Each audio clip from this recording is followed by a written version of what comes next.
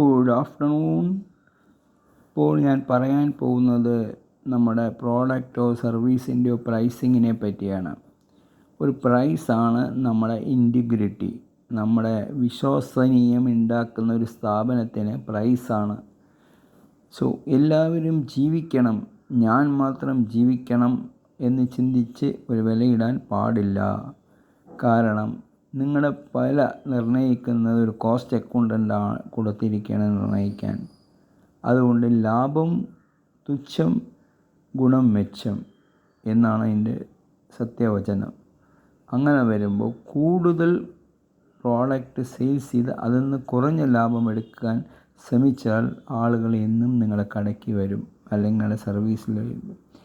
നമ്മൾ വന്നിട്ട് വില കൂട്ടി വിൽക്കാൻ ശ്രമിക്കുമ്പോൾ അത് അത്ര എളുപ്പമല്ല. വില കൂട്ടി എല്ലാ പ്രോഡക്റ്റും വിൽക്കുന്നത്.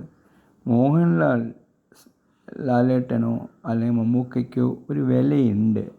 ആ വില വന്ന് 10-20 വർഷങ്ങൾക്ക് ശേഷം നേടിയെടുത്ത ഒരു വിലയാണ്. ആ വില കൊടുത്തു കഴിഞ്ഞാൽ അവർ നടിക്കുമ്പോൾ ആ പടം വിജയിക്കും. സോ മിനിമം ഗ്യാരണ്ടി എന്നാണ് സിനിമാ ഫീൽഡിൽ ഇതിൽ പറയുന്ന വാക്ക്.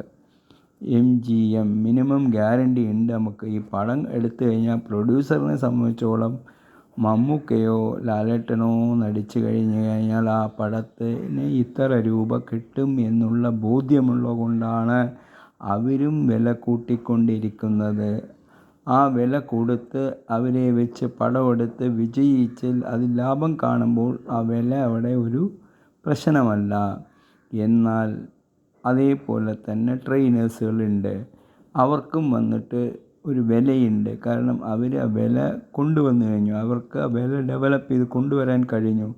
ആദ്യം അത്രയും വില കൊടുത്തിട്ടില്ല. പിന്നീട് അവരുടെ വാല്യൂ മനസ്സിലാക്കുമ്പോൾ അവർക്കൊരു വില കിട്ടുന്നുണ്ട്. അങ്ങനെ ആയിരിക്കണം നിങ്ങളുടെ പ്രോഡക്റ്റ് എന്ന് വെച്ചാൽ നിങ്ങൾ എത്ര വില ഇട്ടാലും അത് കൊടുത്ത് വാങ്ങാൻ ജനങ്ങൾ തയ്യാറാണ്.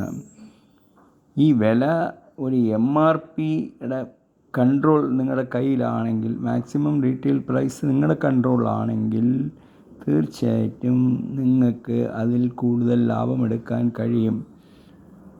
ഒരു പ്രോഡക്റ്റിൻ്റെ ഉപയോഗം നന്നായിട്ടുണ്ട്.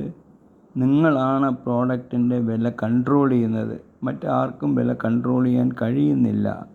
നിങ്ങൾ മാത്രമാണ് ആ പ്രോഡക്റ്റ് വിതരണം നടത്തുന്നത് എന്ന് വെച്ചാൽ തീർച്ചയായിട്ടും നിങ്ങൾക്ക് വില കൂട്ടിക്കഴിഞ്ഞാൽ തീർച്ചയായിട്ടും മറ്റുള്ളവർക്കത് കണ്ടെടുക്കാൻ കഴിയില്ല. അതുകൊണ്ട് വില എന്ന് കോസ്റ്റ് അക്കൗണ്ടിൻ്റെ അടുത്ത് നിങ്ങൾ ഇരുന്ന് ഡിസ്കസ് ചെയ്യുമ്പോഴും ആ വില വന്ന് റീസണബിൾ ആയിരിക്കണം, കസ്റ്റമർ അഫോർഡബിൾ ആയിരിക്കണം. നിങ്ങൾ കൊടുക്കുന്ന പണത്തിനുള്ള വാല്യൂ ഫോർ മണി ഉണ്ടാകണം. അങ്ങനെ നമ്മൾ സത്യസന്ധമായ ഒരു പ്രൈസ് ഇട്ട് കഴിഞ്ഞാൽ തീർച്ചയായും നിങ്ങൾക്ക് നിലനിൽപ്പുണ്ട്. എത്ര കോമ്പറ്റീറ്റർ വന്നാലും വിശ്വസനീയമാണ് വിജയം. അതൊരു പല കമ്പനികളും ഇങ്ങനത്തെ ഈ ഇൻറ്റിഗ്രിറ്റി സെല്ലിംഗ് എന്ന് പറയും. അത് സത്യസന്ധമായ ഒരു വിലയിടലുണ്ട്. ആ വിലയിട്ട് കമ്പനി നടത്തുക. തീർച്ചയായിട്ടും ജനങ്ങൾ നിങ്ങളെ സ്വാഗതം ചെയ്യും. Thank you.